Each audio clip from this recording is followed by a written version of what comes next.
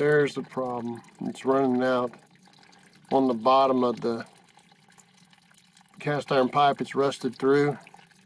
You can kind of tell that it's been leaking, but particularly right there. There's more than one spot there, and then you can see how it's, yeah, that's good.